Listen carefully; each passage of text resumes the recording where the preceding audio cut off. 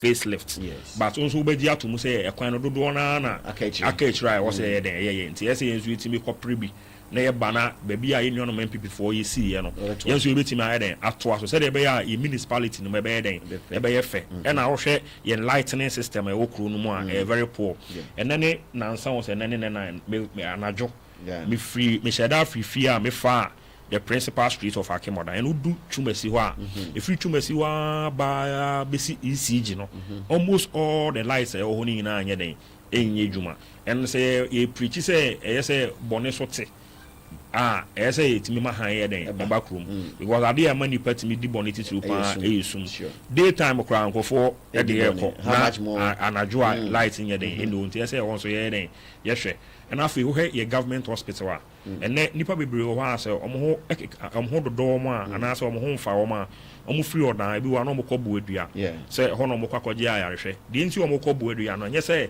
because of say ayarehwe for ana say doctors omo order no nye say omo nyaade because of say ye wo akande bi wo ana say mfidie bi wo ho a ye ni bi ye den e wa hanom nti ye say ye ne health minister sha say di nkomo na ye hu say ye hospital no ache. Yes. And it's one of the oldest hospitals in the whole of Eastern region. Yes. I was a Mpempen so the hospital ni could do no. Need survey a municipality ni kro nketwa ewo no. As it me be revamp a hospital no. Na it me a survey population a municipality mo ase. And finally is the Achemodan Sports Stadium. Okay. O share ye sports stadium ma. The nti am ye particular about that project and they say His Excellency John Dramani Mahama airborne to ano. Yes. Or can I say Yakopon ya domana se udi nkunima or babe CC sports stadium no amaye. Okay. Bosha ba o share ye wo bedroom kromani nyina obi ati say His Excellency the President or babe yes stadium na den amaye. And His Excellency John Dramani Mahama one leader when it comes to fulfillment of his promises or ya there o share even about or share say 120 days or be ya o share almost all a boss no wetimi IBBI then afan and we will make sure say sa promise and I say a bono be share achim kutoku ade share no ye be ma no ababe yes sports stadium na den amaye because e mabu no mo kro mu hanu say no sports stadium na ade a dodo na akoma so pese hajimi nti no ye be make sure say His Excellency the President nso no obeye say adwuma no na enubone ho nsem a yese mabu no Msamoka na oba krumu hanu say ya ye wo pete mu baby ye pete mu bon se nkofo anya kuguduru no mo ton enubone no mo de ma mabu no na omo say mabu no sa tramadol red na say kwa de ba ku bi omo say abana say fe no kontele na kontele no yeso utwe ba ko a wan hwe ya be fa utrim and ade a say mabunu dodo na ewo krom hanu say wo say no so ni timi ye den etu ho ana mo pa ya hwe ya ebedu baabi no say pe mabunu kra na ye de o ma di dwuma bi a ebe ye den say ebenya because sa enubone no so onoma etimi ma wo adwemu yare etimi ma wo kidney related diseases ni ade nti say etimi ehase ye nkyerkyere eman kofo di nti eso mo twe omo free saa no manim ene nipa a omo so mo ton saa nubone no ema nkofo no say etimi kabom ni tu saa nkofo no so sa say de be ya saa de ni betimi free ye municipality ebeba form and illegal mining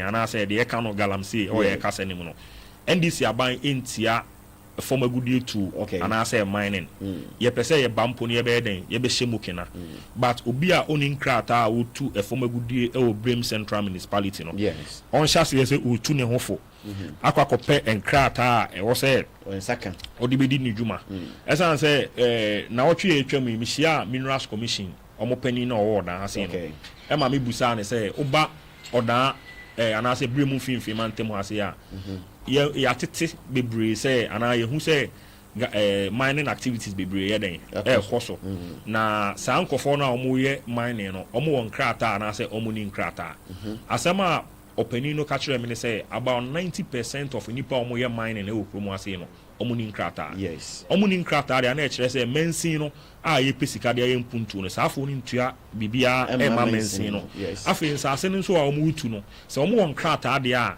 aban betimi regulate wo na aban make sure say utu amana na sa kata so because nhwehwemu kire say amana utu na sa wo kata so a mfie nu machi no de obedua wo so bi etumi sa de enti no yetutu amana na yetu ni agya wo ebi mu okra de say omutu anu say na say omo say gold ni bi ni ho a na omo jai na omo sa akutu ba bi foforo omo nkata amana no so etimi ma nipa omo nim say amana da ba bi no okotom na omo ahwere omo nkwa ti say make sure say mining na yeyo yen community mu ase no obi oye mining ni bia ekura nkrata ebe ma mensin no enya sika afi nso no betimi aboa ama ensase aye say no eso aye den ati because omo ye responsible mining no mu kura nkrata ne de omo yatete omo ye do ma fantiti mu omo nim say omo tu amana na eso omo ye den eso omo kata so nti no illegal mining so yade a ye de ye ni ba be den e ba be hwe nti wo obi na so wo mbotemu ase na say unu say wo yes ejuma na wo breko a uni nkrata de a e wo say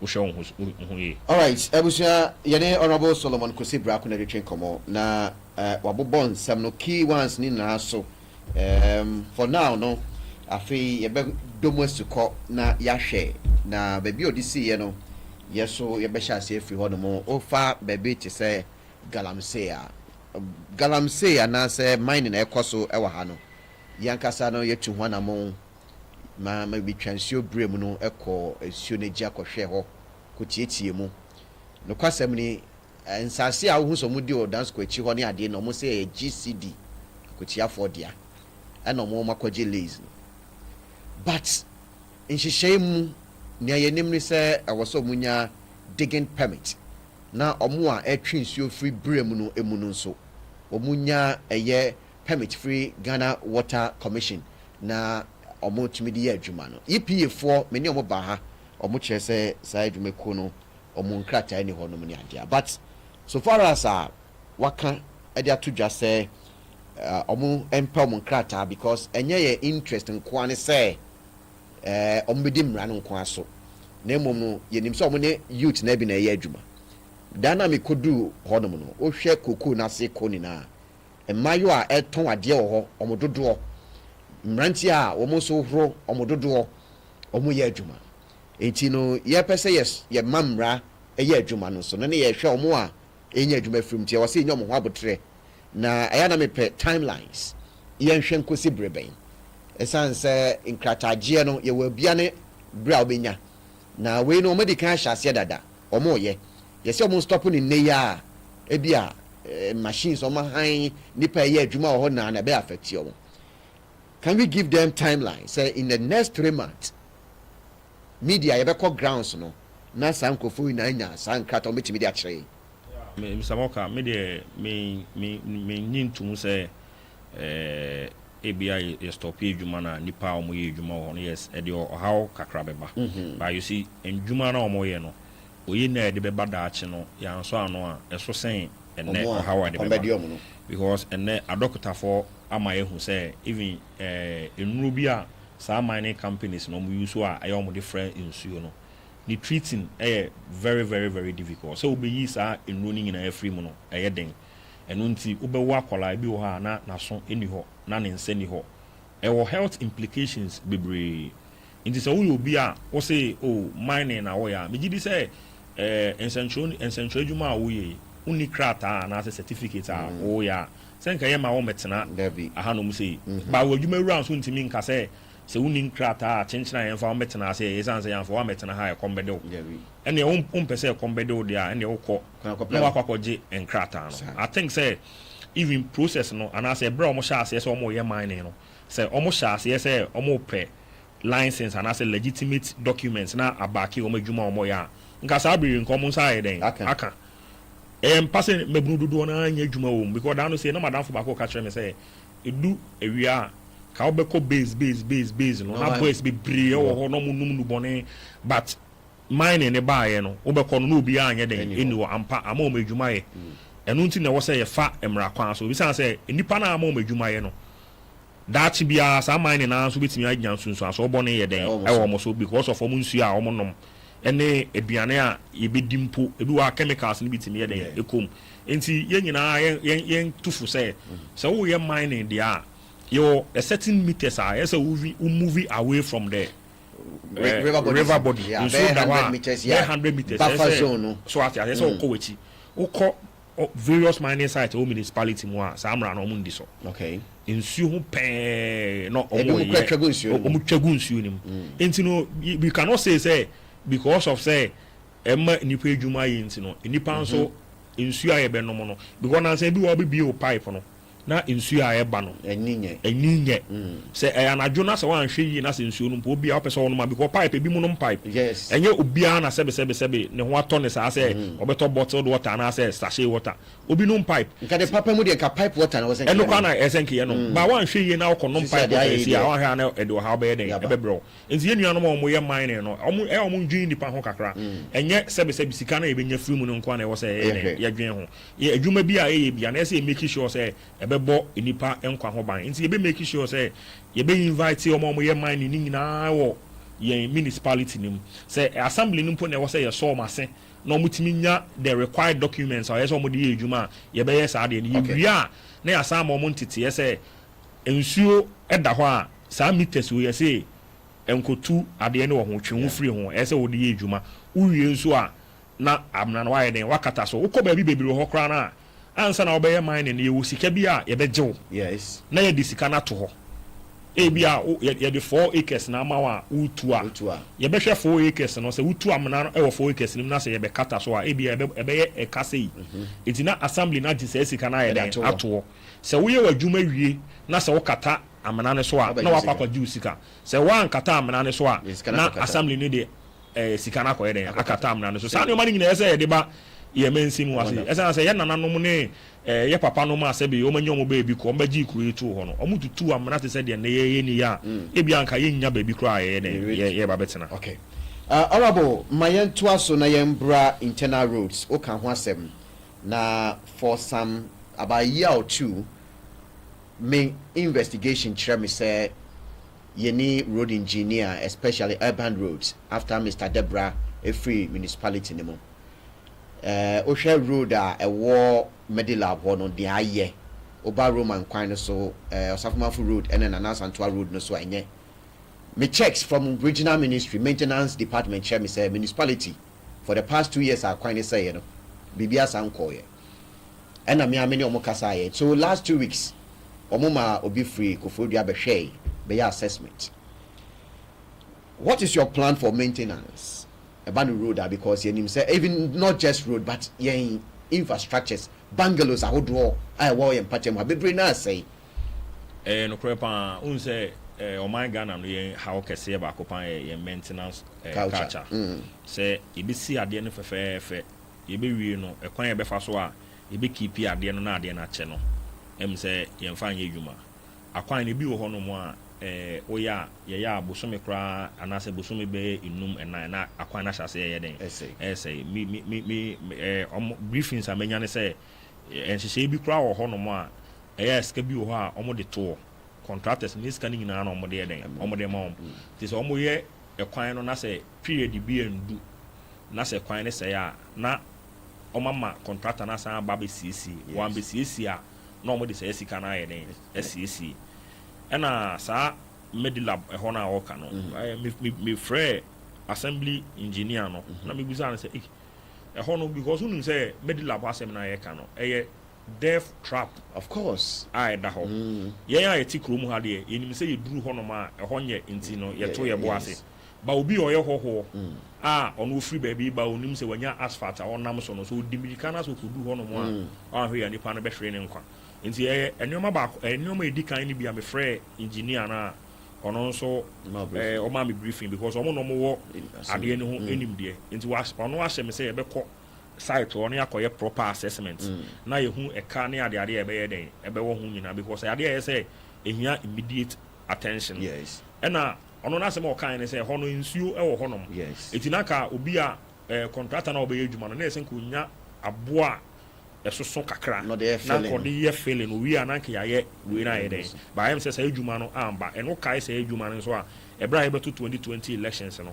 ɛna it was political ɔmo yɛ it is sometimes no nso no ɛyɛ a yɛn amanyɔfoɔ no so bi wɔ ha yɛ duebu ɛsan sɛ enyuma wɔ hɔ a yɛbɛyɛ no yɛnya yɛbɛtena hɔ aka bɛyɛ bosom nsia bosom nan na yakɔto aba no yɛsɛ o yɛnka yɛn ho na yɛnkɔyɛ saa adwuma no sɛ contractor nso deɛ ɔno nso wɔpɛntɛm na ɔno nso ayɛ dɛn wagye ne kakrawa nti no ɛyade a yɛde ato assembly engineer n'anim wohwɛ government hostel ɛwɔ Morning Star akyi hɔ no a who the state are who still new man who say ahomete am ka so mo ye maintenance nyen esan say who kujina wa who say water leakage ewo ho na nsuo dan so de ho na say nsuo eliki ko mu a wa hwe obegya ho na dan na ye den adwiri akoku enipa nti eno say animanimu ya so no ya engineers no beko ho akwakoye ho assessment no behu eka ebe wo ho eno kra de project a mimi hu ni say sika kra ni assembly ho a ubetimi apɛ besia akra na wayɛ den wayɛ by the end of the day no ɛdan no de behind nipa siska na wo de behind nipa no na wo de atua ɛka na na sɛ besia na akɔkɔ yɛ den okɔbɔ yɛ no nti ɛno so yɛ one of the things a animanimu ya ebehu sɛ yɛ fixe saa nneɛma no ɛna afei government bungalows ni nyinaa no bɛyɛ deɛ ma ka kyerɛ ɔmo ne sɛ me sɛ ɔmo nkyerɛ bungalows a ɛwɔ aban ne din mu nyinaa na ɔmo mfa ɛho report ne yɛ den ɛmbrɛ me na yɛn visit bungalows ni nyinaa na yɛn state a ni nyinaa yɛ den because sisi a me no ka sɛ police for mpanifo bi ɔmo se baabi ɔmo te kra na yɛma ɔmo nkrata sɛ ɛwɔ sɛ yɛyɛ den yɛtu ɔmo te sɛ bungalows ni bi ɛwɔ baabi na sɛ ni ɛna ɛnyɛ baabi a nso na obetimi de sɛ bi police ni pani akɔkɔ yɛ den akɔtena yɛ sɛ yɛ baabi a ɛhɔ no du hɔ a wo sɛ o daabi we deɛ ɛsɛ fata pani we yɛ sɛ ɔyɛ den ɔtena hɔ sɛ yɛbɛ take stock of government bungalows ni nyinaa ɛna nkɔfo nso wɔ nkruchi even asase a ɛyɛ aban saase a ɛwɔ hɔ no nipa bi timi fa kwati kwan bi so na ɔma akɔkɔ yɛ nkrata na ɔma fa saa aban asase no yɛba saa operation recover all loot no ɛwɔ sɛ make sure sɛ ebi bɛ happen na municipality mu a honorable wo say ebi bɛ happen ana sɛ yɛ fɛ sɛ ebi bɛ happen. Are you going to dig into the government assets? No, there are a lot of things main person be disclose for now until someone who said because intel sama pick no there was a you take action be okay na enipa bi hu say aban ejapa de aban sika you cannot like misuse it for your personal gains any benefit to the total population. Okay, a lot of things is going on underground. Okay, some me buy there were rumors say say school democracy say man na bi da and me akola na me say some common cause oh baby. Okay, and me de bia me ka say obi obe underestimating me bia no the person does so at his or her own peril. So as I say because maybe free room hanum say aha na yawo me hana makomi suku and you see making sure say Kruno sika e beba kruno mo de beye adwuma na boa krumafo no. Okay, I see say there is a lot of revenue in the system. Yes, but there is so much bleeding in the system. Loopholes no doors. Yes, I was say you silly those loopholes no. Na yetimi nya sika nya remember economy so how about remember and also our revenue ye beba and also because minimum say property rate e wo krom ampo in confirm so me party mpanifo ncho mu nchia rate any ade koso ni na nti enim whether you as MC na yi wabeye you beka so maame ana papa fie mu nchia because ona oya yi ana menua eduti hoyi oya party ma ana ba mu nkoje no sa ne ma no koso and we think say this is the time you have to reset all this but my young share with the bungalow na member the next question. So are you going to the MCE designated bungalow or are you going to reside in your own? No makotena bungalow for that one there everybody now be call sisi I say me start adwuma no I think say na the 7th day okay and that and so and bungalow no enoma 1 or 2 bi o ma e was say yeah nti mpanifo gu so a omudi nkomo the as soon as I be say dey na we no me moving into the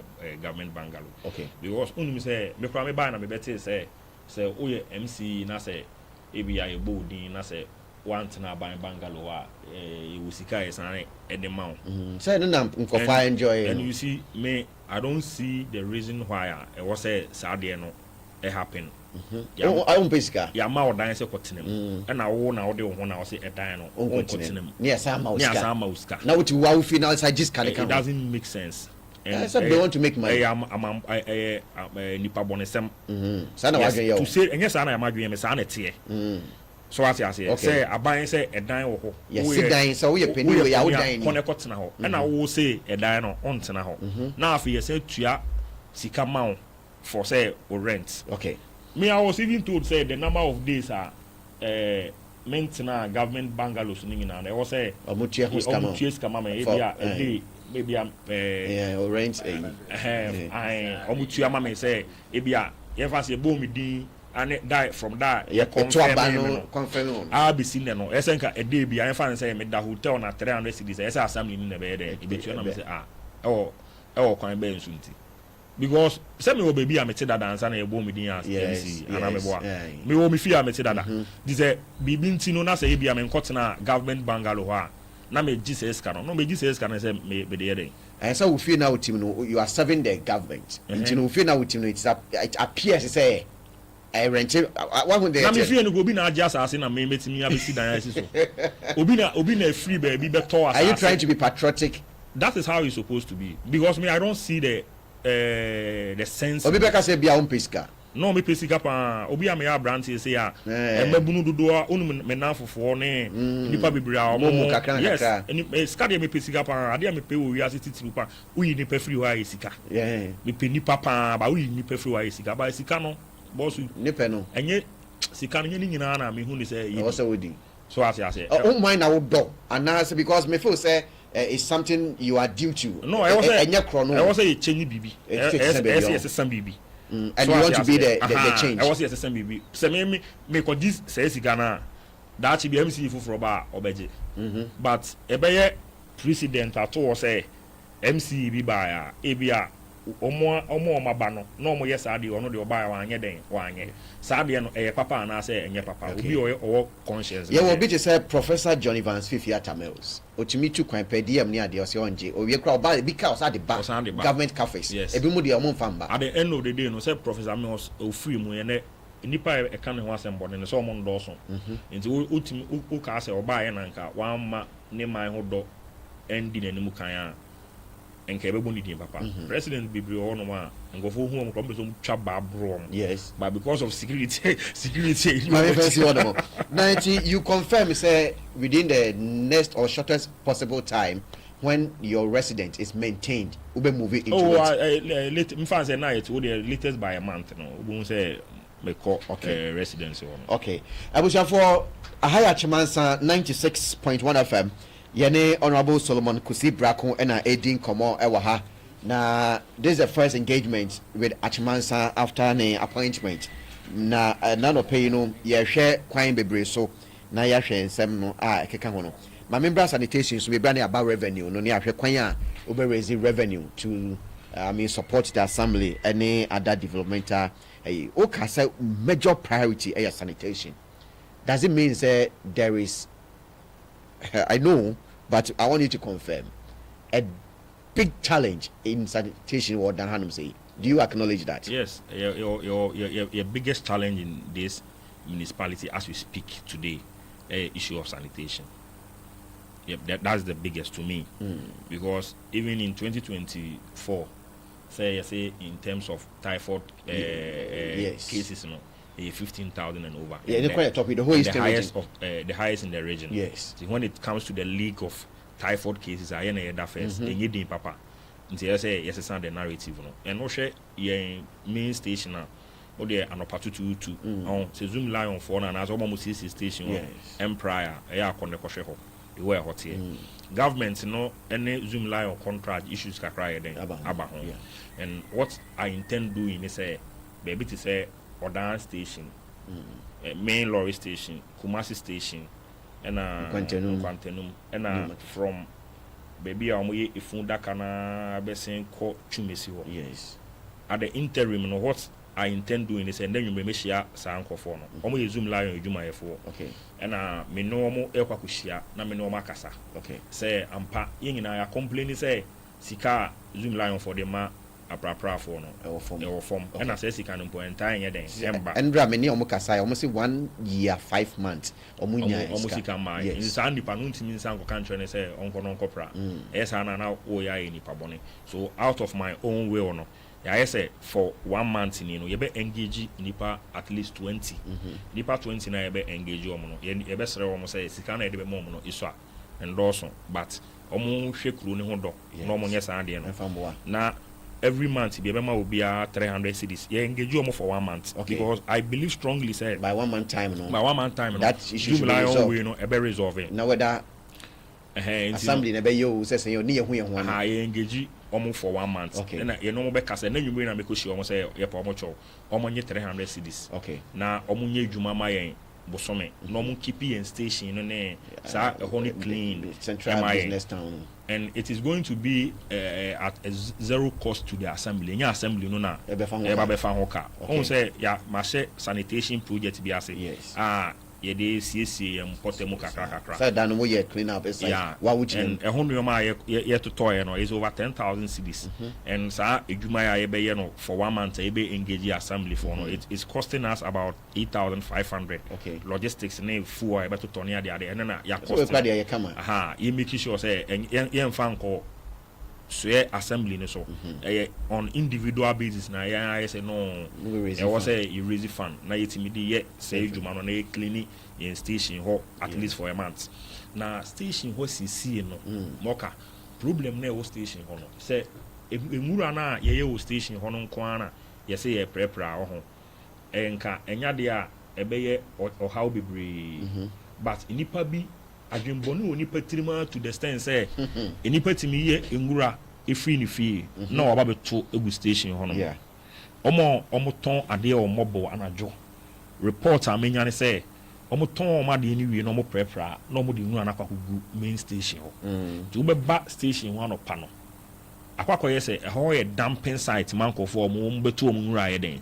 egu ho and omo yes ade ni na they should be very careful because unim say emra de eni obia ye fa ne say emra enye adwuma but emra so mu na say emra ne udi a afi na obo say wakofro obi na nipa na tutuntum adi na chi me nanani obo say ya frɛ party chairman party secretary ko ka bi ma me maka kyerɛ me party mpanifo say obi a obema aban no ho agufin say oyi nwura oye any act of indiscipline no say emra so ni mu a emomo be kan kyerɛ me say memfa enche nipa no because I'm not prepared to do that say o party ni ye na say wan twe na so a any party fufuru ni ya untimi ntwe na so because party any party bi no ye twa omumu a omu nyina say bi moja na ye den eba nti no oma omukotutu muragu station ho ne ade no they should be very careful endra ye share GPR ye share protoa na think ye share GPR to you ne sa drivers union ni na ba GPR to you for no bibi nto ntimi amba omu kyerɛkyerɛ omu adwen as to how I be tackle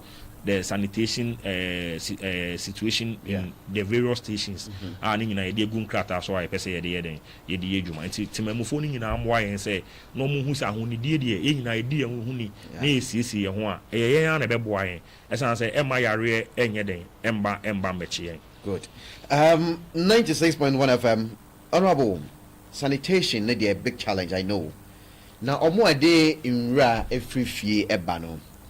Woni me nya dwen say it's because of lack of electoral area dustbins anyone because me kutanura wo Sakomo no na me kokoton ade wo dwomu a from Sakomo no me na musa me nya dustbin bia fantum then the last dumping site will be the station because na dwemu no or say no mabefa no mo so mabefa then it create electoral area dustbins na kasakra na and they are shorting one factor yes say and make say sa zoom line of contract and sensem until say e be resolve no ebinya sa o how ya yekoso enya o municipality but I doubt say obi beye enwura free Sakomo no de aba main station and enka obepe enwura bi wo Sakomo no hokra na wato aye den atum omu live around station no omo teben station no na ema no moton ade o edwomu no oton ade o edwomu mu wi a baby a ewo no oba no instead of so obekwa akoto mole ase na ode ama nkofo bi a say efre omo junkie for say junkie for no nko tunu na nye den engu junkie for no so omo mpebele on say o pebla on your junkie in the first place because in Uboni no ma ya kwadro nti obi ani o pebla o be junkie nti ye di nwulu anema wo mo a instead of so o be kwa akoto mole asa akoto obi cross store ni na akoto ade na ye den atwene ho nti sa omo ma ya omo ho se be boda mani tie asa omo adwen da ho asa omo adwen en na ho no omo nso omo hwe omo hu yie because omo ha yie pa un say recently Anglican school. Yeah. So on dia aguso. Oma ase ya said abo carpenter ni pa na wakoye den. Wakokutu. Honorable, say a dream my can say a bro my dream in tiasia. So nti odan obi ehu. Inchense no mo so ai ka bia ehu. Obi antwam. Nkunya no ti obi ehu. You see. Eno sa ase ade no se wotena se ana odwen a se de wo ka se bro wadwen no ntiasia so. Me bro madwen no ntiasia so. Onum say baby a me hu ni se kro no bokra ye den kese pan o dan Old Town because Old Town e bia e banadwo ahe kra be ko na nipa ye den e wo ho ba se school no so si Old Town although say Old Town bebre but baby e wo no at least na wo senke yetimi nya nipa ba ko ade no so kra san wo e kwan ho omutimi ko yi sa no ma ni nyina sa no en chance be de kakra so what you say enti no say minim say omo mkututu sa ade no so mo wo honhom bia omutimi eboni pebia because one thing is see at your mind na in chance ya bo school dan so any mu nkunya yetumi fada nipa ba kompo meaning if police have got any intel say or no obi akoyoma so trade I stand to be corrected no nipa ba kompo say menti ho wa metimi aba mania ehu you see and unum say moka sa chance dana yetutu no so unum baby a yekoton I mean say scraps for no scraps for yes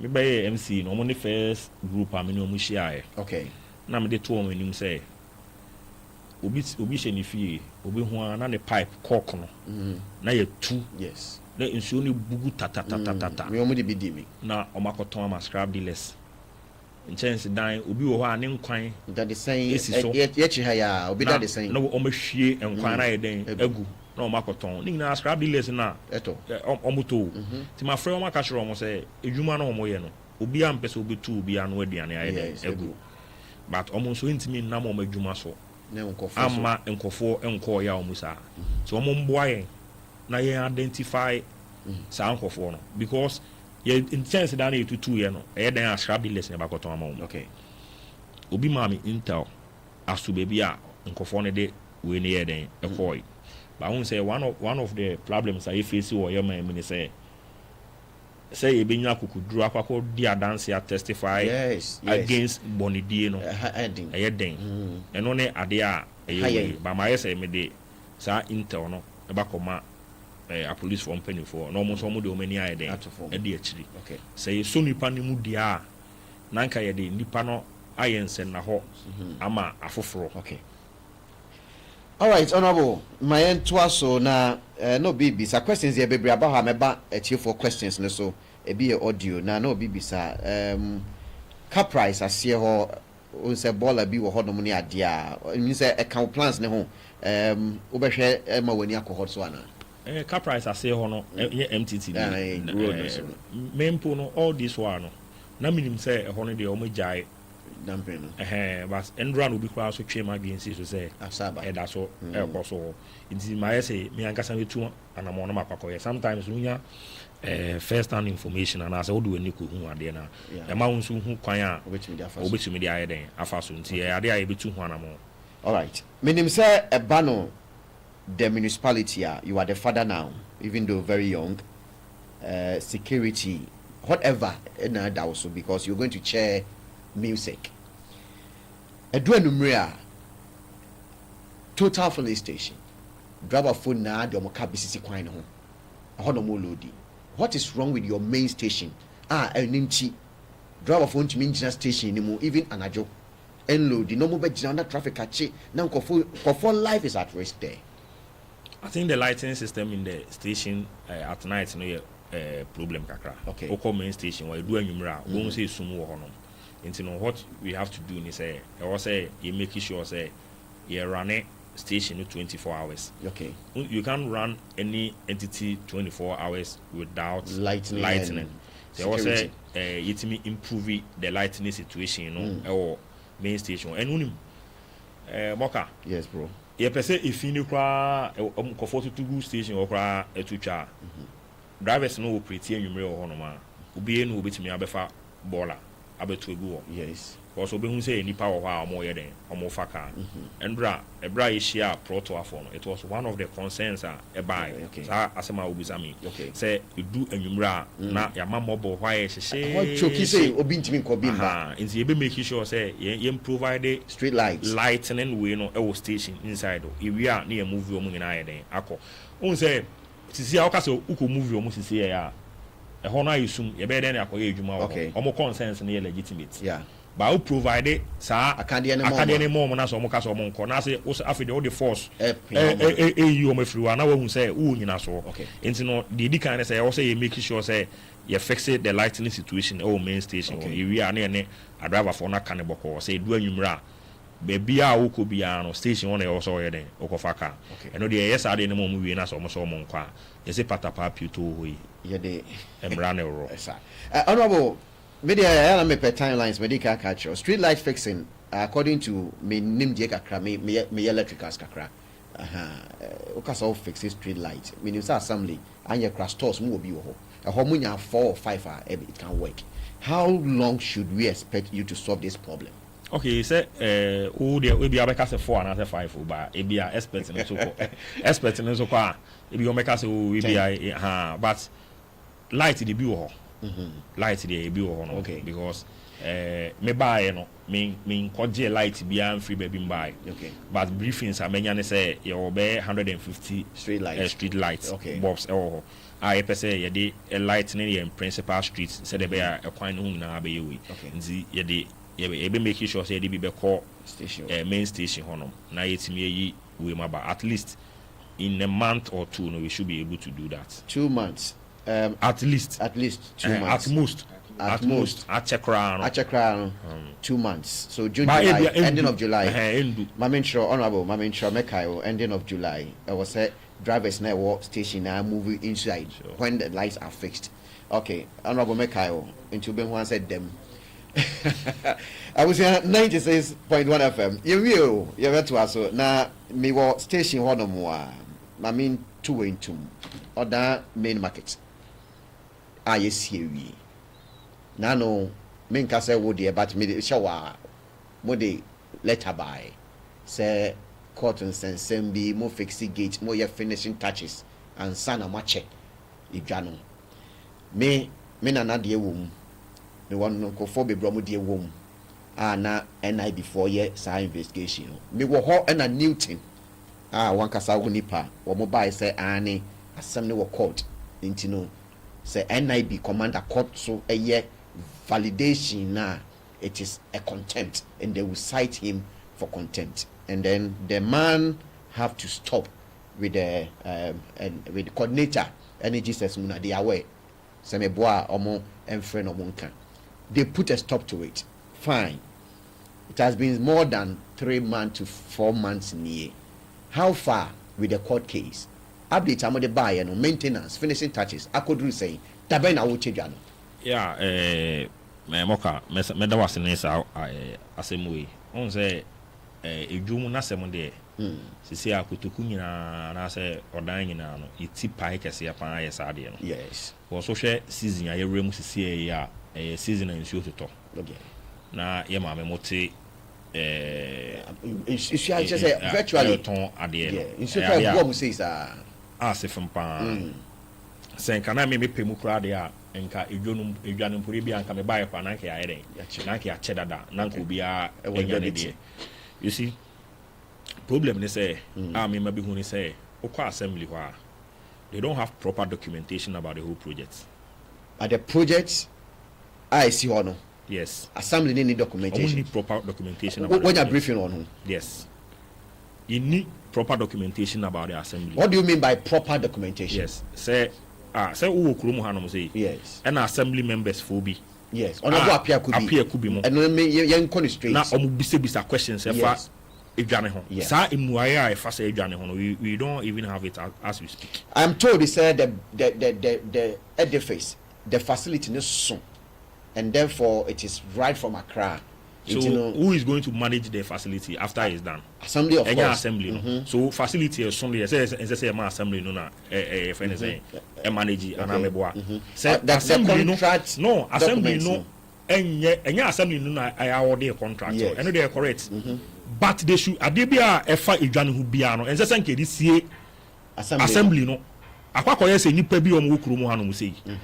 Omo de enuoma sie amanfo na omo pese no akwakoye say edwonu minimum say na e busum obi busum bia on pese obi abehu because unim say in the first time ade ne crash no there was a time and continue cry raise concern say edwahye ye kwakosi a ya ma bebo ahemfo kra yes me nana Lion Peter na ye interview sa documentation ni nana nanom kra ennim hwe ye den efa ho okay assembly na eba be manage facility no omuni any proper documentation efa ho ye be say access stores ahine wo up to date we are not me kwa minim so you don't know the number of stores in the building engineers ne kra o meka sure say gese ye kɔ ne ye kɔ ye den ye kɔ kind stores no entino ade no yakwakoye say yakata so I opaque something that is shrouded in secrecy. Is there something hidden? Yes, the open secret is that then for person to check store if anything market ne efa mo cronies. Okay. And nyamina ayadom na aban se san ye den e buy cause aban that no na e wo ho no ma ka there is no way an assembly no betimi anya say e wo market ni. Honorable, this is a serious issue, yes. And you agree with me. Sure. It is believed that Honorable Alexander Kwesiakwa and then Common Fund Administrator no more based on Omwamo connection, your friend more friend lobbying, any idea na EBC Jano. Are you in consultation with your MP? No, na me nya friend saying. Yeah, confirm me as a MC. I mean, MP grad to be and say congratulations. No. Repeat that thing again. Basically, you're confirming me as an MC. You know, my MP grant me congratulations. Honorable Alexander Kwesiakwa grant me congratulations. Yes, no. He's not being able to do that. And you know, are you telling me, say, you are in about a week or two in your office? Yes. Only in Komobia. No. Me even crowd time nomination about it. Me na me friend no. Eka share ne say unsa na normal security and president board dia yes nanka leader no and I say unso in terms of age unso me bra your brother penny say o chese me you are to me ma tiri nkwa as we speak me na me ni pa medical here den afre so it got to a point na ye cry person share no because na ye person ye de obuo ni ani dia se fata no say despite political differences and you assembly members ni bi kra anya den and Kasamayen said a confirmation you see the impediments, the headers are do baby near car say no in free or pay other avenues. I basically a confirmation. Are you saying the honorable MP did not make himself available? That is what it is. Do you have a personal issue with him? No, I don't. Meaning, Kaiser, meaning no, meaning MP or personal, meaning MP personal. Do you feel so happy with your position? Oh, say, any pami and sana na ye preno, sebe, more be our preference. Yes. Many agbesi or tia not our preference. Yes. Not ye me pre-MC, no, not agbesi support me. Yes. But after say, my binyano, was show leadership and every bar radio so crime and no, it is an open secret say a brana edimi and sana buy na MP didn't like me. Okay. No or not any preference na me. Okay. And I got to know that based on people close to him. All right. Say no MP on MC or on a choice. And it's okay. And natural. You have to understand it. So I say it's okay for you to have edu baby mpo na so dan ye kwetuni akwesi akwa omo ye omo contest that. Eh busy for but obi timi ka say we ba me pe. Nti no dey normal. Normal. But after say president nominating no Endra was it Endra Mishia MPP organizer Ocheman obusa me say MP afre na me say MP frame me ono kra na say anyone asema okay one yes na anyone kakra but you see okay let's go back because I wanted to dig more we are with the we it's very, very serious. We are with the market. No, I need to deal with the market. A market assembly, I cannot. I don't know how far away, but because what I'm trying to say is, you say market, no, honorable dear him. ayara bekomu we bekom na MP na yenim, and we acknowledge say ono no aboa na yesi dwa no one can take it from him. It's a fact. Do you agree? Oh, say market no ehye no me me kan oma ye training ehun bi. Okay. It's ya MPP4. Yes. Says our time no na afini chini na e ma no da so tinsu mo ye den. E mo ton ade. Nti market no so na ye demonstration no. Nipa e bo ni din kese pan o market ni me ya hwan. It was the MP. Yes. Because na ye nim say ono no ye the people's representative ono ye candidate or hasi. Yes or bo ani si market no. Nti ye si market ni we are, you can't take the credits away from the MP. Yes. Untimi nka say market ni isi wono onabo Alexander Kwesi Akwa onye ehwe untimi nka say ubeche idwane kra na uba bi MP na yeden efrim. Okay. You can't do that. And the rest na you say nipa bone semo pa. Yes. He will be involved in bibia, but what I'm saying is say sisi am no ka say ebisa me say stores no ya hen na ye becha ade a wo becha unim dodo de oyede na oche. Yes. Yes, you have proper briefing, proper documentation. Honorable, move Ben abefa and now be to afan because minim say by this time, despite the fact say be a more political differences, as newly appointed MC, your MP should have acknowledged and even congratulate you. Now it been part good fraternal meetings be no matter the way forward that will be push it or down. Do you perceive say and she ya only ne juma no enche dan papa? Oh, me I don't see where baby has a problem no beba honestly. On say ebia edwuma mu hase ya mo we ebia enye obi ana o ye wadanfo. Yes. Ebia enye obi ana epe wasem, but I believe say o kwan afa so na obi aye edwuma and me say na metie. Okay. In my party there are people mpo mental no monya gbe, but when it comes to party edwuma ye bo mu na aye kama me I don't have any issue with anyone. Sisi a edwa no kwan be na obefa so enya proper documentation. Oh, ya trauma RCC no. Okay. Ya Trocrata Koma RCC. Say Omonfe Regional Coordinating Council, Regional Minister Edano. Yes. Ya Trocrata Mom say Omonfe share with certain information. The information then we call the various stakeholders. Okay. Now you know Martina say stakeholders and info bebem MP call for bebem assembly call for bebem market human the various security agencies fire service BNI nyina ebeden ebebem na nyina ya tenase na ye hu say omuti store no mu dada no ye mfa omo de enye den ema omo de ebeka no ebia nananom ahemfo ebia mo nso mo na asase ne mo de ya mo de anti munje baako honorable MP waban abreso na mosi ya onso di mu akotene yenso munje say yes assembly like ya be kan ya allocations no na they are so aba okay me nye problems awo no me mitimi ni obi a edwuma okay so as I say mitimi ni obi a edwuma and sa enyoma kitinkiti bia asha say e bia eba no I think say we should find a mature way of dealing with certain issues. And we are saying the opebia na obinya. Yeah. And obia shebre de nyame na unim obia shebre. Nti let's find a way I betimi aye adwuma together to raise the image of the municipality. It has been said, and I know it's out there, and I stand to be corrected. A lot of people a bow MPD Honorable Alexander Kwesi Akwa so can mintimini wenye juma mintimini wenye juma up to now 1 week on acknowledge you on congratulate you on your name kasa any idea no I find problem with it what am I doing and I want to mean also wenye juma so me like me say there is no way or obeka say on to be wenye juma because say me nomination so only suit to me. Yes. So as I say, President no dem say me me no person be any MC. And me na me president representative so representative and say on to me ni adwuma and no dey say me dey am any say MP common fund aba. MP say me person me dey me common fund ko yesi. No do dey so waka do dey dada. Na ma ko yeden ma ko endorse yama no. They say me be adwuma ma Monday na mock exam bia o ma enkwala na ye. Na o mo dey ho memo abeto me nima wo say me sign Okay. Because at the end of the day, MP no say or mock amankula and mock exams no so no beboa enkwala no. Nti eba ya man di 2 seconds cra. In fact, that was the first document I made appending my signature to as an MC. Wow.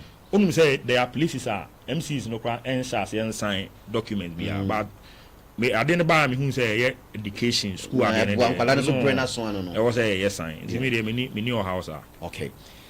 Abusua haya chimansa 96.1 FM so any na my core revenue. Mami mami bisa we answer. Court no is to saying. Court no is to saying. Me abreast with updates of the court. Me who sa documents. Okay. And then me free her. Me yes are winning in our ejuma. Okay. And if we have to withdraw the case amicably all the parties involved ebeka sa na yakoyi assembly free court ayeden aba na anobaba ya ene akoso because I don't believe say it was a market issue no ye twe e ho da rewo assembly bi e wo bre kon ayo mpanifo okrum ha ebetimi atena se aka na amaso mi ayeden aba. All right. I was okay. So maintenance work, you know, so do you have updates? And I know you have break with regards to the market, you know. So no more maintenance. I mean, so my the last letter I mean, who normally say the market was 90% complete. Okay. And yet 100%. Okay. And see, even consultants in the plan are requested to see the consultants. Okay. And so Obama briefings as to baby a human or papa group. Honorable Mayon Koskasem, Brim Central Municipality. Yes, it's Kawukrum Hapan. But collection, discipline, and never be brave, and that ye. We see you to come with more energy and a discipline because one casa cries. I was saying the mouth because Ufina a sponsor now this summer buying, and so says cannot cry one person beji. Meaning say we are going forward later beji dia. No. Some means we made na radio so nka say menji. No. Me say more kapa ma betina achemansa a big platform like this abeka say says can menji na ma fetchile akwakoji say na menyem omanyoni papa. Okay, so my question is revenue. How do you intend so be expand the revenue net and a collection crowd be improving so that you can take more na abwa with your work because ebinu kwetimi say assembly IGF cry hu de omode ye no mni ade ye mu bi de nim de omode bi ye. But I said, bring now conquer for bottom. Or plans, they say. I think say we have to find an electronic way of collecting revenues. Okay. Revenue no, and yes, natural receipt amount. Yes, nya efidia utu scan efidia na timi generate receipt here amount. Okay. Asa nipa na ji winning na no na efidia na kasa air recording. You see, until we start doing that, no. Revenue need there. And we must say go for bebre ho a one person betua bank go for ntu pa. Yes. So as I say go for ntu revenue. But go for ntu revenue no does not mean say ni na be kwa assembly no because the human we basis no revenue no more. So as I say it me find an electronic way of collecting the revenue. And na nipa omuntua revenue no then e dey obo. Then I obi ntua tax then at the end of the day no obi wa it me the padlock ra akoto the shop obeba no obu no turn na there say nipa no then e kwan me na de ne fa so and there are people omutimi and concern back wa me nya ne say obi timi ka say ma ban na ban timi ntua so as ya say and obi omo dey omo ye party ma omo kwa na omo ye party na tanfo omo ye party ma omo ye party na tanfo. So as ya say no but almost no to aba o and I say omo ye party na tanfo so we ye party ba na wo do party ni dia wo be pese aban na nim bebenyam aban na nim bebenyam a agisa aban na nya sika o de bedi yes ni dwuma ahodo this wo be ka say the mere fact say we ye party ni ntino untua property rate untua BOT business operating permit untua sika ebe ma assembly no etimi aye mpuntu a na je say wo ndo party no. Okay. Enti no me gina fidie we so asre obi a oye kotoku dehye a opekuru nkanko a oye MPP ni oye NDC ni a opese oman ye say oman no eyeminu mienu yetaku ni esempo a na ekeka bomu a na aye bebre na ye de aye mpuntu a ye den ye hu no and unim say say yen IGF no internally generated funds no sika yenya wo ha sei no say yetimi agigi ni yie na say ekosoro a yetimi boa ma yenya sika ahoro bebre from external sources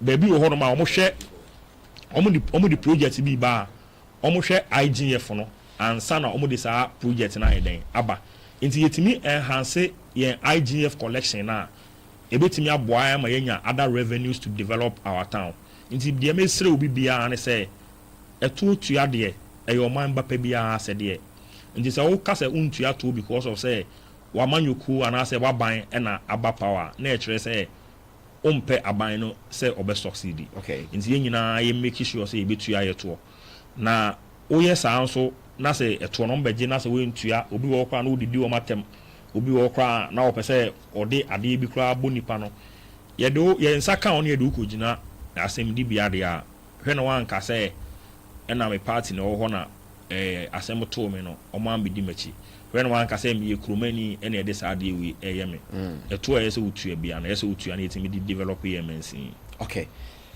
96.1 FM we have for any honorable Solomon Kusi Brakom na edin komo na ma menfa messages kakra ho kofo bebritie ebinumu tie frama no na ebimu so hwe YouTube live ye wo hodomo comments bebre na eba ebinumu wish you good luck pa omo say mo na trinkwanso we Deborah ya ejekunwa guest house esubua onore manager o say otio live ochia so na o ma trinkwan ya na wabane ho abesra o say oba no abedi lunch ho na onim say onua ni na kodidi o oh okay me so me ko kodidi na me ko shia me shia na be 3 times lunch bia me ko bia no so wo all right my uncle obi comment is on my regards to MC Honorable Brakum. Please, my concern is his relationship with the MP, because my intel is that they are not in good terms. These two forces will bring development to the constituency. My humble take. Obi message no. Making kind na my main call we say so. Or say main draw attention to this, but before say yebeka other item yebeba bradia so eno menyanka ho asem yeba no so, but my main phone call hanum say this is a message or say not here okano utility service providers. I understand you are hosting the MCE today in the municipality. Okay, so he's trying to say utility service providers in the municipality should accord us some respect. The MCE must have interest in the activities of electricity company and Ghana Water Company. They off the lights and cut it, sees water flow without any information to the public. The water doesn't flow for some days now. We back also the no minimum so taking note. Maybe are not what me I respond. Next time I remember time now respond. We just 2 weeks. Back with the relationship. By going to work and want something that, but you can just nothing ECG Ghana Water or more communication with the public. Yeah. I don't think say Moka mini MP Bekabuma Jumano or how mame. I don't see it as a problem. But maybe they won't say as a young guy, now I expected a good gesture from my big brother. Say Kofi me ma otirinkwa, because MP is one person say or the car twemo be no hu se bijina hokra na ogina car no na oni ma bonko mo kakra ansa na obeto aso akwa wa ye den wako until say sa MC nsensem ye den e bai mo ka unim say there was one time me call 1 week observation bi wo Old Town public park na sa time na dana me call na me share short na me share tra okay na me share short na me share me lack stop bi inzi later na me free program na se na me ba fie no na me party ni ba ko frame me say MP afre na ka kire ne say omo ne me nkasa na me ba program sa e ma me share short nika me share tra okay because CCA no all those me hu say me young but baby a me do no me come nim that time mponi embo me din asa na MC enti ho no ni nyina na me hu ni say no obi a onpe wasem de say nka onfa sa correction sa efutu no kra anye den ema but ade ni nyina start e bra edin babonten no and me hu say ebia MP attitude towards me as a kakra but it is not that bad. Okay. And yet at the hour because makoye ni bibi anaso no makoye bibi a etimi esiesie enye I believe say we will get along with time. In the time heals everything. In the Emma a break cry, I believe say bibia a come. And with regards to utility service providers now, what they don't have near Facebook account, ECG Ghana Water crowd, they are terrible, honestly. ECG there, to inform members, no public relationship, no, a good saying. Ghana Water there. Or no, ensure no, utimi chene time be our heading, or pay time be open be another heading, no the other. And I don't think say, omo better no office, no master dark, I say, ma or down phones you. Yes. Ebia a challenge is been a bed, but say, Uma in Nipano, a way say, Ebia, Z ECG for your platform be on my end. ECG for now, the Tipenam me to me Facebook page, Namasuma, informing call for. So many Pania where say, time say, Nipani Yansua. Ebi o politan gibi o ha obebu bia ye den agum na ama na ye den ayema ba nipa no nsuo ni flow san all of a sudden obebu say nsuo na ye den etwa nti e no de ade ye be hia o mo ne aka kire o mo say o madwuma o mo ye no ye ni gi ho pa ye ni ku o madwuma na o mo ye no. But when it comes to o public relationship aspect of o madwuma na ade a e ho touch ma, and I believe mpo say obekom mpo no obi o ho no ma ye tua ne ka purposely for PR work no ebia ECG ne Ghana Water nyina it will be purposely say onye PR ema edwumaku Ghana Water de no wokofodua kofida kojodasi ono no gise kojodasi agise yen frɛ no ansana no then I think say they have to get but ECG de manager say de abribia no or bibini otimi or ADT yes you know a common platform so that is it. To be no dey better say because of this maintenance work and ade no enu ntino ebia but un say almost social media handle or something say Facebook ne other social and they say omutimi activity and going forward no yentimi ntina odan ha na aka say the whole of Achemoda ye probi no my update on your water situation and you say nipa no Koforia and they say mu an original base at least internally no they can even get someone obey say ejuma no there are people who no my even pa not necessarily so be employer as a PR but be obi ejuma or say rule no betimi aye den aye it's just a matter of giving someone the responsibility to do that. Yes. And I think say we have to engage them. Now who say this is the concern of the public. Into no be being found PR. Okay. Obi bisa me question be my tier for say audio send the bra. Mami mountie we say na obi so mami information was me the mount. Na fe yen call lines ni so. Good morning. Royal boss. E friend me. Adekyee FM 96.1. Education officer one am yebeduna mpacho anope masem bisa me pese obisa honorable MC ema me se eye omo fele bebia eye water log se nsuo tokese nyankopon obode ni nyansam no o se nsuo ni timi kwatai baabi ansana atunebo ase edreni no safo no ede na oye de sisa de na no kwan se ye hwenkran ene mia hodo aka se nsuo pete 5 minutes kra na ayira fo mo ni nyina ye se mi usika nti mefele baabi na mesidan ma yigata to nche ana kofa we nyina aba enti ye wo Achemoda ni hunu se e wachiri nanso se woni me be ya adwen a emia bebre wa Achemoda kumu ha se nsuo to apetesu eyiri bremu yiri na akwakota ho na ato ne bo ase atwe nanso saa mia yi no omo nsemu bi efele eye filling station esisi adan menkyere wa chiri kwa aboabo kafu mu ufi adote ho ubu kafu no em se ye honorable osia kwa odan ho edan na e wachi ni nyina asenke adentia anim na ye otade na kensu to ebetai ho no obi afili ho no mu nyina enti yim se ye ho se ochina daakye sɛ nsuo tɔ bebree a ɛhin fa sɛ nsuo no a nka ɛkɔtae hɔ no ɛbɛkɔ akɔtae yɛn ayi fie mu na ɛbɛba nansa yɛ nsuo tɔ yɛ sɛ wotwa mu wɔ kɛɛfo mu hɔ no a ɛkɔkuo no ase hɔ no nsuo no yiri baako anim nti ɛka biribi akyerɛ sɛ wɔkyena daakye deɛ esi wɔ nkran no ebi bɛto mɛkasa tenten ne nyinaa sɛ meda se honorable quick one na yɛnkɔ membra bragya so I think say we have many concern now very legitimate. Yeah. Baby wo hono ma ye hyeda agyato say nsuo to a na nsuo na kotai ho na nsuo no ato ne bo ase ahwe kakra te say the menu aka no. And me what I don't they all can nyina no. We believe say sometimes no nipa na omo issue permit no. Omo na wo say itimi nye omo kasa kire.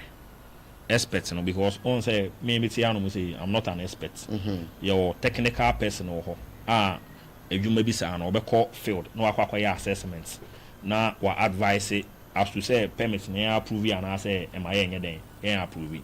And sometimes when the experts approve something like that it becomes difficult for you the politician to say ebia menyɛ saa de because sometimes odo ho ato nipa ni nim de so ɔno na wako hu school no waka say ade we ye ni say na ebe den ebeboa nti no eba saa de ne de a omo e wose itimi no mo ka eye omo a omo issue permit no because omo de omo wo town and country planning for no omo wo nim de sen yen a eti ase with regards to asem na menu na ye den e ka no so what we have to do is say ye betena ase na ye nyina ntutu ye ho fo ne country omo say obi ba mo ye nka no kura nye den enkyere no the seven previous and say wo free ha sempo no waba na waba be ye adwuma na say wo ya ha yi a na achi bia woni ho a e bebo odin say asomesi baaye no otumi be ye adwuma papa so when it comes to sa baby a won say ye fele ye yes ade na edu ba bia obekọ nipa no be yi permit a kire wo say me kura permit na me ye say adwuma no yeah so as I say obi a ono wo permit legitimate document say o yes ade no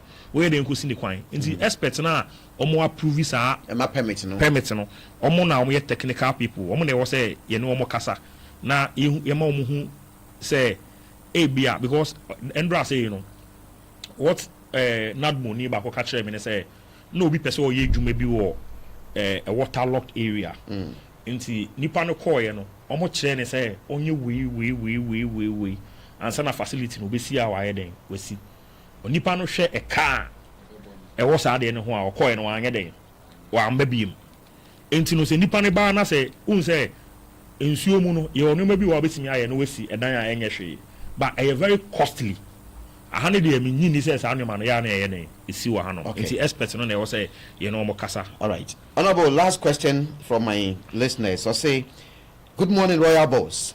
Please, I want you to ask the MCA about the items the NADMO coordinator took but never shared. What is he going to do about it? I must say, sir, this should be put as alleged. Mamin corrected and say it is alleged that the NADMO coordinator took some items and never shared. What is he going to do about it? What will be, sir? I mean, the minimum, I think say Old Town. A bra insured toy, I so pie, and now it is some of the items be about someone check.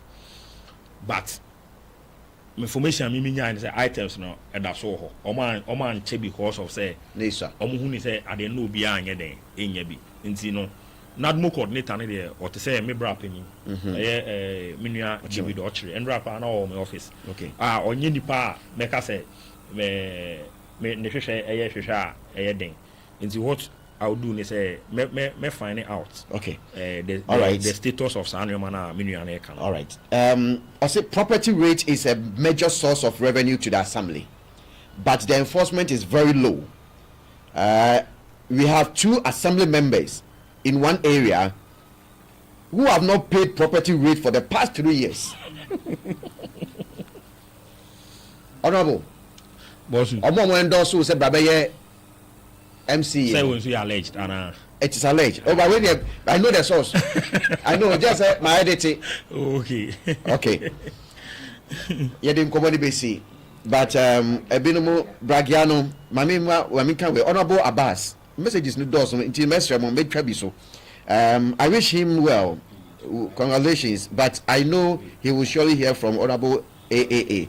My problem is Odan to a same road. He should add it to his plans. From Assembly Member Honorable Abbas Odum, Jaha Electra area, Odan to a same road. I say for count plans. Yeah, I won't say this time around no. Because of drip machines now. Yes. No. Say you man.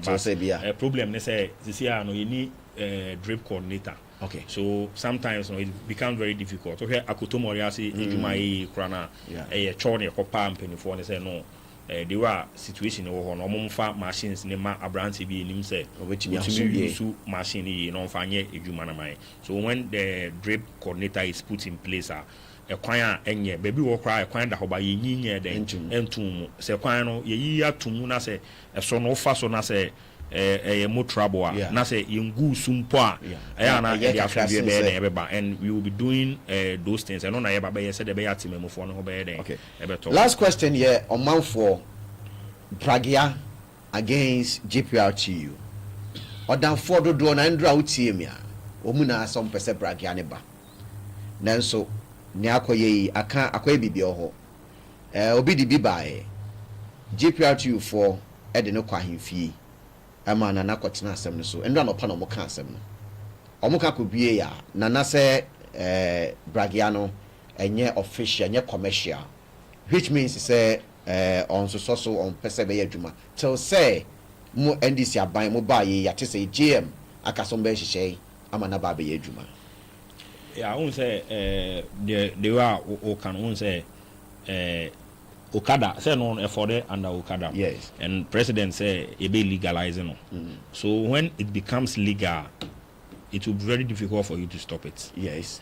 And then nipa amon pese Pragia na be adwuma wa no nyina no, they are basing their argument on the fact say emrano emma kwan. But you say there are a lot of places in the country are Pragia no adwuma.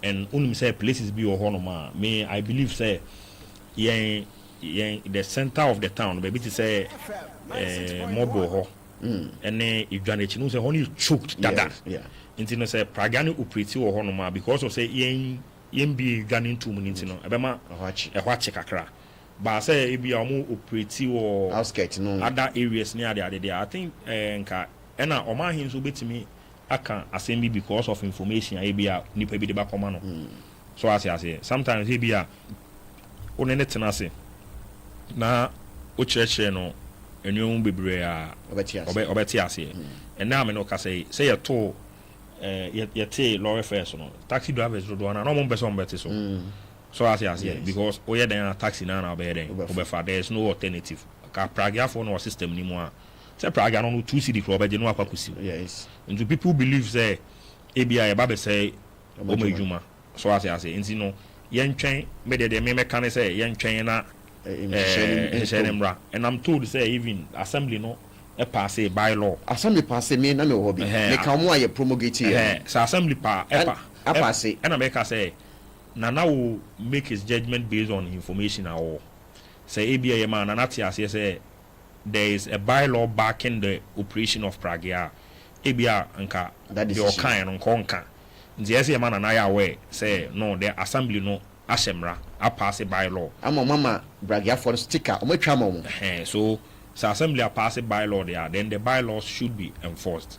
So as I say, maybe an announce who knew some information or anything be or pass it obey the argument and I say nasem on legality. The legality of Pragiano operating.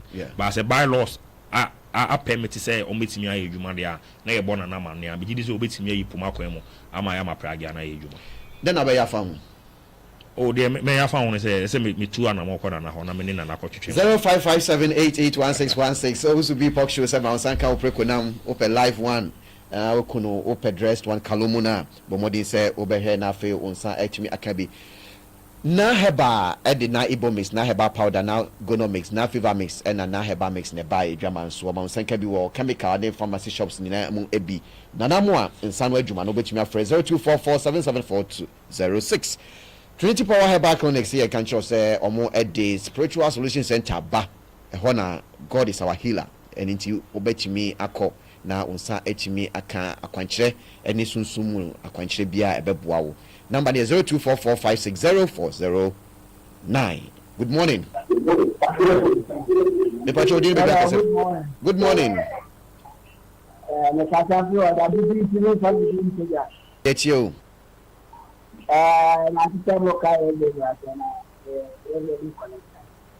The property revenue collector. But I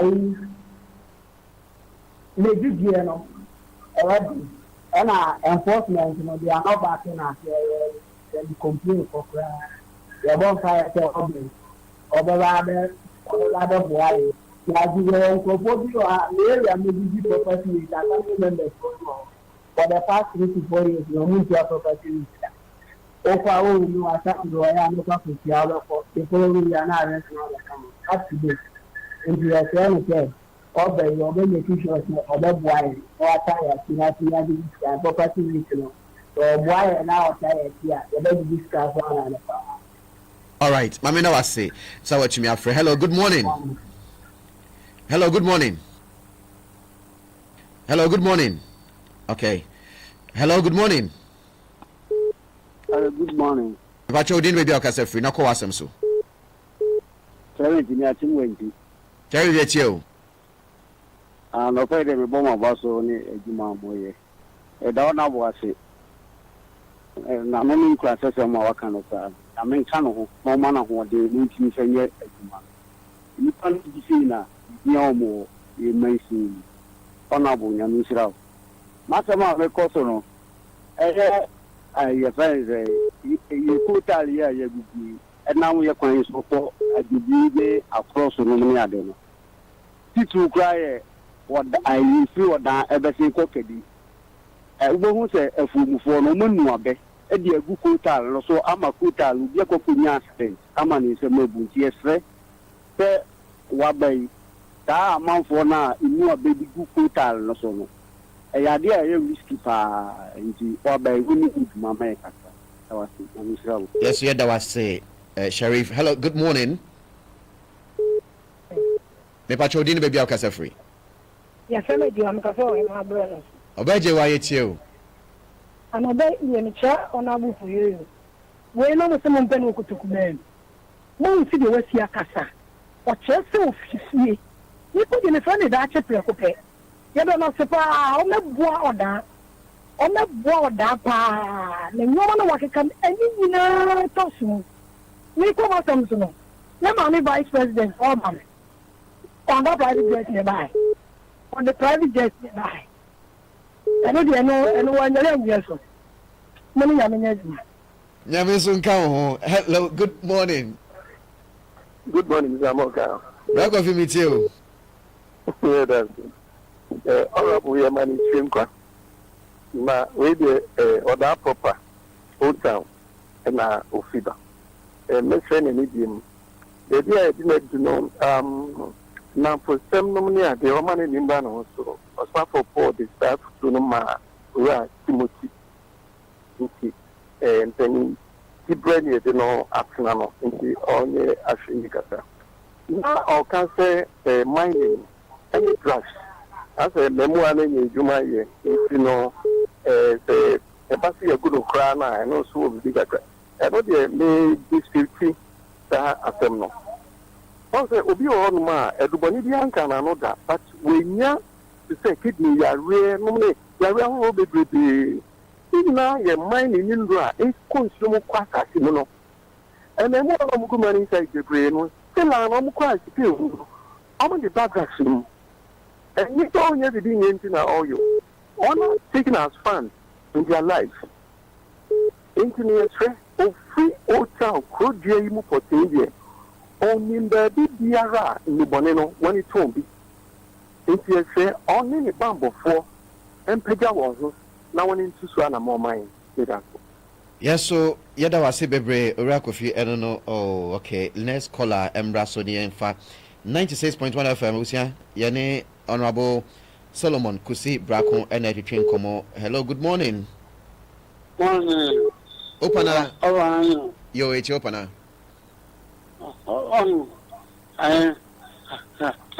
However, on the however, just several. Only I know one. I know only one. Not a lot. I don't know. However, on the only one. I returnable. Consider from my mind. On this war, no car. This are okay. Meso me da se o se bragia ene aboboya. Aboboya ye adwuma mo stop wo mo ye. Okay. Mo stop wo mo ye. Adena bragia dia ma stop wo mo because omo ni na so kuta the same number plate. Inja aboboya so mo stop wo mo ana asem no bisa. But se come to say kwan no. Minim se what ne kasa ni ya. Come to say kwan no se hwe na bomodi ye ma no. Hello, good morning. Hi, morning. Abiba. Yeah. Wede o wani jema na unu ba ma ti ha. Mami ntia panopai. Ngoni adwuma. Na ntia onabo. Onabo nyame nka wo. O bo adwuma. Onafo mo nya de papa wate. Wo so ni mu yi. Mo poti adwuma ne de. O ma peni jondrama ni mama. Ene onabo, ene be ma ablenke ewo oda na mo hu say yes. Bibi koso. Na ye besre. Abobo ya ne de eye dragia no. Omo mani nya adwuma. Omo mani nya adwuma. As you say, almost 2 kwan, baby to say Dubai near you now. Almost Abubo, a year Juma. Kuma say, Kede, Juma. If you are best, Rawam, Omoma Kwan, no more money near Juma, not honorable. Maybe I'm in the same Mecca, Maweni Yaho, Abua or Wono. Money I mean Juma. Yo, yeah, that's say, baby. In fact, last caller, Nayan, sorry, so. Hello, good morning. On Japan. Hello. Ina. Bema yetio. Yo, mini ametia wetie fo nyina. Ene dem akoma to me yam. Honorable Abekata. Na utie kasa na o kasa na. Let's hear kind. Edwa no betumi aye. Ko kenchi mo dia magina some of us. You see, say MPP fo nyina to abama NDC. Na for you to me di 8 years as MC no dan be too mpon a ese mebu obi bi owo dan dia me dia dia me DJ no be me na for you be am say onye focus say obi fra po wa paso no no e ma obi se ni memu say MP fra wa don't be worried at all in a program bi a CB bi ani wu na ni DS o de man na dia man no and be focus ye dia ni ehwehwe ni say mebu a ye wo odan ni mpatamu no obese ye ni onyam no wapodwuma na madachi bi ye ni ebi nso ba no emebu an panifo are say to you buy obeye adwuma ho dan ti no ye mfa sa adwuma die ne ma no enti ye de ye ta na chi abiba say ye nso no ya so no ye nye ni for the next 8 years ye he say ye nua no betumi ebodwuma e dia ma odan man so na bo ma trinkwa for that baby. God is alive. Obey last caller. Hello, last caller. Meet you. Me ba cho ma bin chiao. Na minchia the municipal chief executive Solomon Sigaka. Senior, Mr. Saya Diama Eno, the Vice President of the Republic, Orban or the chartered flight. Nebo Ed. You know, you said, yeah, many of us Sika, and can't be sick woman's bank, Diama. Then can you keep crap one more crap one? Said, yeah, the idea was a Fabrano. So when I come home, I discuss what to do. Look at my work with you, and my water, you see bank now. Obi ansakadi senior pami sanchavi na memmo me brapeni na baso me obi a obi owo akukudru me present pa kona sem se ye be ne be yi a e nyina kanti lu ye nko ade a e be yi pami push the question kitikiti ba kope ne bra na omo ye campaign no o ya ade bi e mo na fu nyina boje ne so and the former president na Danko Kufuor so ya ade bi Gun for sport so or implemented great machine and a call baby and also the time no or ya dear then you make one James no now your friend said attire night I'm will be any day it is a deal or snicker let me Mr. No or had the drip machine then the attire night they would have been the priority said drip machine have been the priority at Juma on Chame in local area obedi can start you also Okay, but I say, ain't me far for you, honorable. And I got this alive, and I know.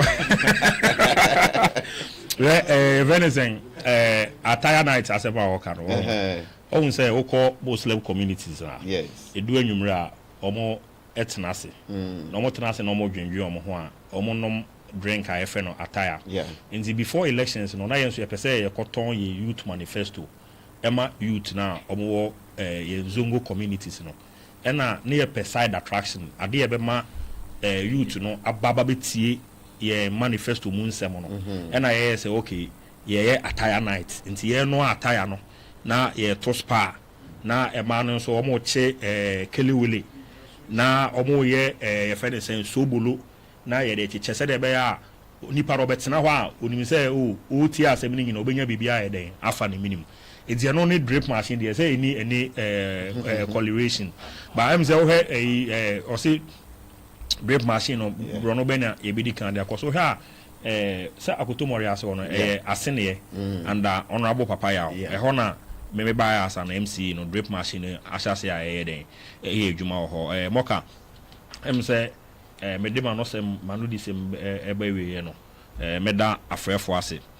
Say okay nipa dodo na concern how me honorable member of parliament honorable Akwesi Akwa ebenya a good working relationship na yetimi apagya municipality said the medical aka no me san aka ne biem say me ma say me ne obi ba be ye ntokwa na say wantwi no mpanifo say yesi asono mienu ekontokwa kwaye ne nsensan na ehuna mane and me say the medical cano me any problem and also how be say me ni me MP be kabo mu ni aye adwuma na development yes the ba atim kutuku no na ye de aba. Okay. Yes GPRT GPRT so o ma be ka so mate so almost say of adwede mate so endra me no mo dwetwe nkomo na unipa Lion Peter ono kra bai ena a driver for nkabo mu ko ni nyina boy no ho ba say 15% decrement no omo de be ye adwuma ti e be sre ohyenkani bia say etiamra say old fair no a ye force di no obakoji obi baby a ye fa drop en ko nyina so no e make sure say ho no ya den ya tete so say de be ya de asomdwe be den e be ba because na ya tesu yi wo ka se chenchena onte so a emra nyawa emra mfa ho nchew ena said be ya otene bi so ko ba se ntumu aba obi ade akoma pa be den ebetu ya ntumu no nti nyina yemfa directive and as a new prices na aba na nyeden enye adwuma na asomdwe emra. Okay, honorable obi said that MP, are you aspiring?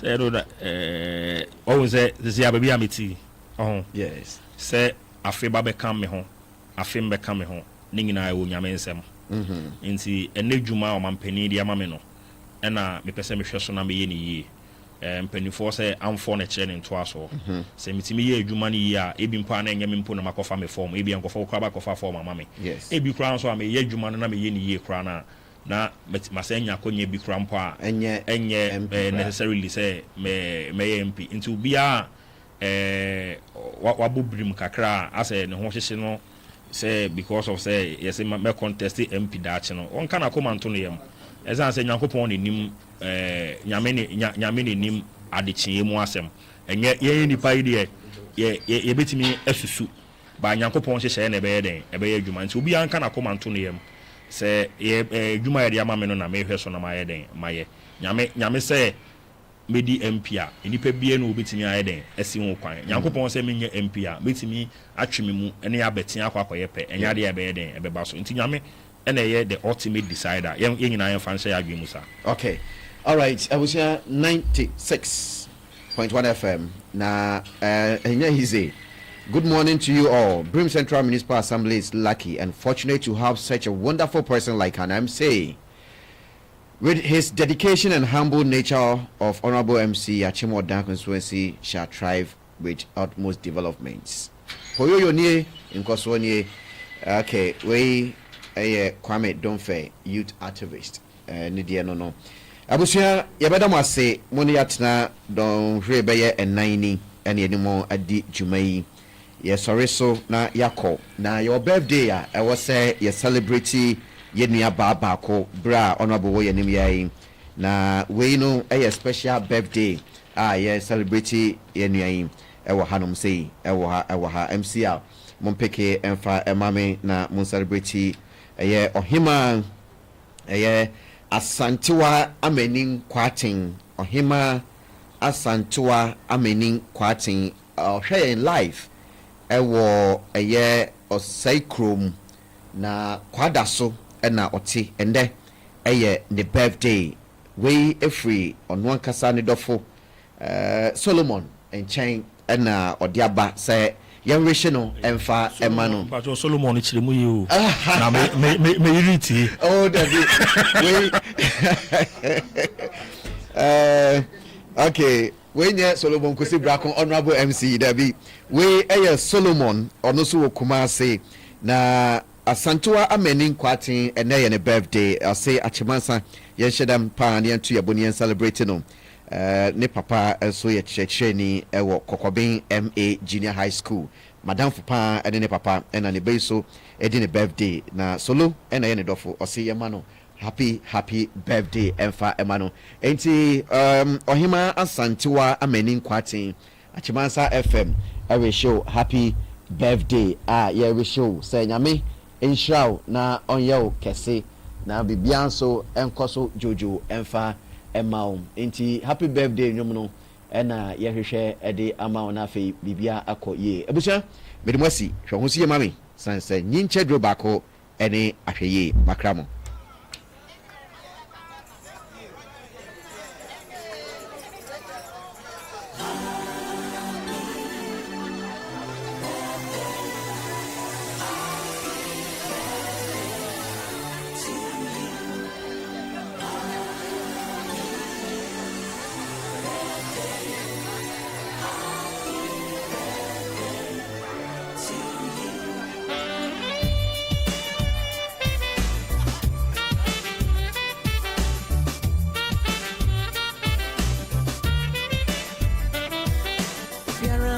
That